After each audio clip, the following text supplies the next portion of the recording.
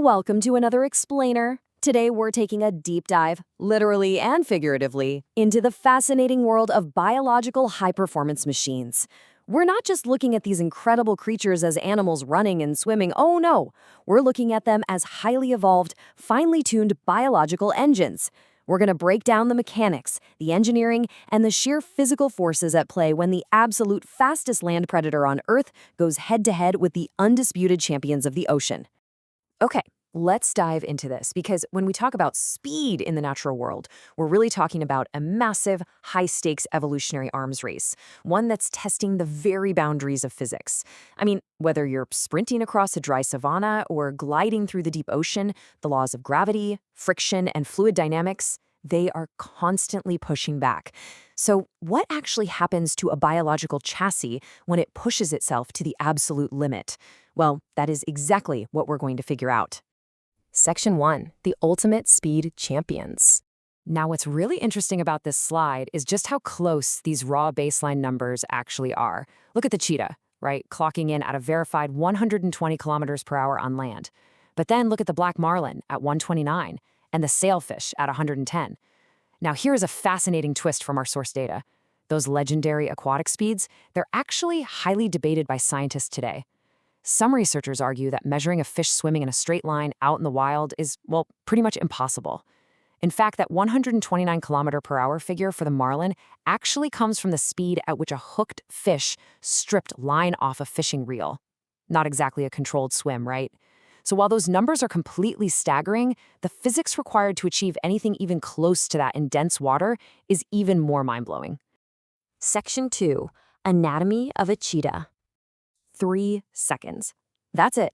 That is all it takes for a cheetah to go from 0 to 60 miles per hour. I mean, that's an acceleration rate that beats out a lot of high-end sports cars on the market today. It's this incredible testament to millions of years of evolutionary engineering, all dedicated to one single goal: closing the distance on incredibly swift prey before they can even react. But, getting to that kind of explosive speed requires a massive influx of fuel. And in this case, that fuel is oxygen. During a sprint, a cheetah's respiratory rate absolutely skyrockets. It goes from a resting rate of about 60 breaths per minute to an astonishing 150.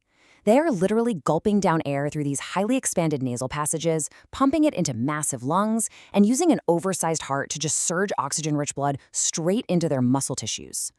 So the cheetah is quite literally a biological engine. Get this. A staggering 45% of its entire body mass is made up of just locomotor muscle. And those muscles are packed with a high concentration of fast-twitch fibers.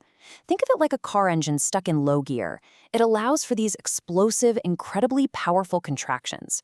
Pair that with a highly flexible spine that acts just like a coiled spring, and you get a massive 26-foot stride length. They're taking up to 150 strides a minute. They actually spend more time suspended in the air than with their feet on the dirt. And every single ounce of this biology matters because, well, their primary diet consists of incredibly agile, fast-moving gazelles.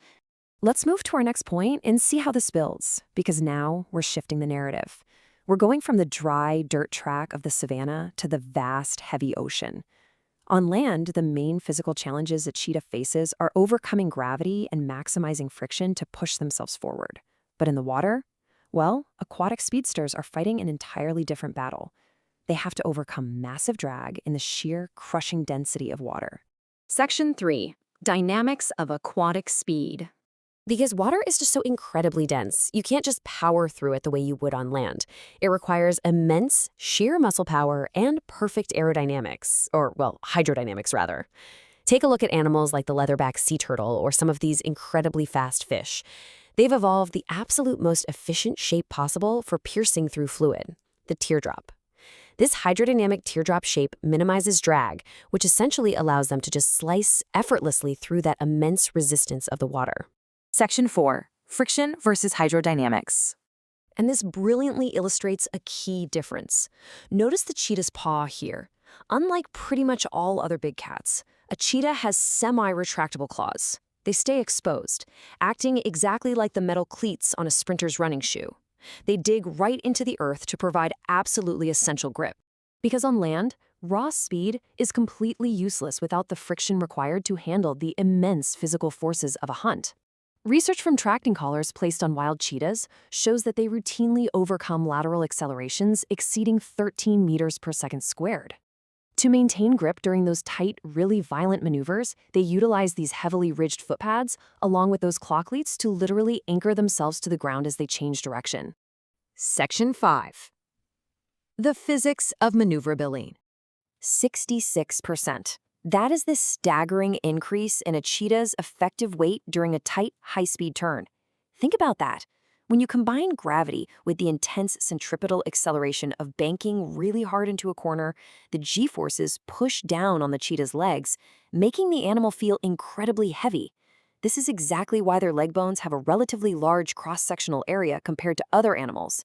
They literally have to reinforce their own chassis so their legs don't just snap under the immense pressure of turning.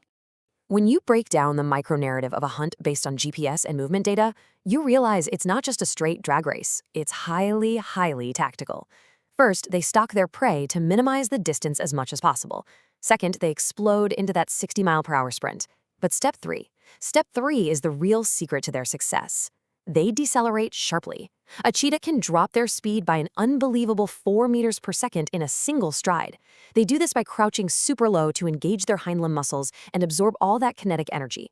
So the crucial point is this: slowing down is a strict requirement of physics, not just some biological choice. If a cheetah actually tried to corner at its peak speed of around 25.9 meters per second, its turning radius would be a massive 52 meters. It would take them 6 full seconds just to turn around. By hitting the brakes and dropping their speed, they shrink that turning radius down to just over a single meter, and that is what allows them to match the agility of a dodging gazelle. Section 6. Nature's biological speed limits. Now, back in the water, pushing the speed limit results in this absolutely mind-blowing phenomenon called cavitation. If a fish's tail moves fast enough, the localized pressure drops so incredibly low that the water literally vaporizes and boils right around their tail. And as these vapor bubbles collapse, they create tiny but incredibly powerful shock waves that cause painful, implosive damage to the animal's tissue. Because of the sheer pain of cavitation, a lot of scientists actually believe there is a hard physical limit for swimming. They argue that sustained speeds over 36 kilometers per hour are physically impossible for most fish without causing extreme damage. But, evolution is clever. Take the tuna, for example. Many tuna species are perfectly capable of swimming at intensely fast speeds that induce this cavitation. So how do they bypass this physical limit? Well, they've evolved bony fins with absolutely no nerve endings in them. They still take the implosive damage from those boiling water shockwaves, but they literally don't feel the pain. It allows them to just keep pushing forward. Incredible, right? And just like cavitation limits the fish, the land engine has a breaking point too. The cheetah's thermal limit is only about 20 to 30 seconds. If they push that explosive, high-friction, massive energy-burning sprint any longer than that, their biological engine will literally overheat, which could be completely fatal. This is exactly why their stalking phase is so crucial. They have to keep the race short enough to actually survive it. So, as we wrap up this explainer, I want to leave you with this final thought. Are animals simply running and swimming, or are they constantly negotiating with the strict laws of physics? The cheetah's cleats, the turtle's teardrop, the tuna's nerve-free fins. These aren't just random quirks of nature. They are masterful engineering solutions designed by evolution to overcome the extreme barriers of our physical world. Keep observing, keep questioning, and thanks so much for joining me today.